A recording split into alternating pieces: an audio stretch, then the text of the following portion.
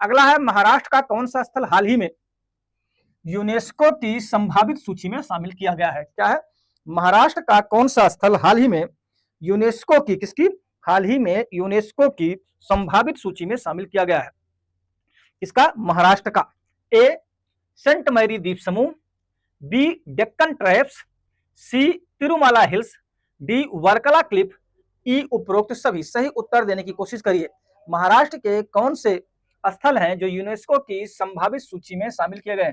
ए Saint Mary द्वीप समूह शामिल किया गया है, बी डेक्कन ट्रैप्स शामिल किया गया है, सी तिरुमाला हिल्स ये भी शामिल किया गया है, डी वर्कला क्लिफ शामिल किया गया। इसलिए सही उत्तर क्या हुआ? ई सही उत्तर है।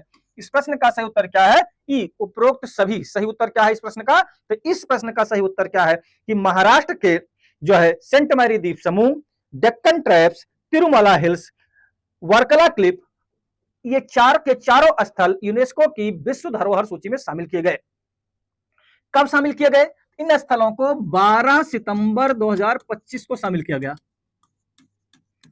कब शामिल किया गया? तो इन स्थलों को 12 सितंबर 2025 को यूनेस्को की विश्व धरोहर सूची में शामिल किया गया। इस दिन सिर्फ यही 4 स्थल नहीं शामिल किए गए, इस दिन कुल 7 स्थल शामिल किए गए। कितने? यूनेस्को की विश्व धरोहर सूची में 7 स्थल शामिल किए गए। कितने स्थल शामिल किए गए? तो 7 स्थल शामिल किए गए। ध्यान देंगे। अब यूनेस्को के विश्व धरोहर सूची में भारत के कुल स्थलों की संख्या कितनी हो गई है? कोई बताएगा? यूनेस्को के विश्व धरोहर सूची में, जिसमें यूनेस्को के विश्व धरोहर सूची में भारत के कुल स्थलों की संख्या कितनी हो गई है? कोई बताएगा आप में से? अब यूनेस्को की विश्व धरोहर सूची में भारत की स्थलों की कुल संख्या 69 हो गई है। कितने? 69 स्थल हो गए हैं यूनेस्को की विश्व धरोहर सूची में, जो कि भारत के हैं।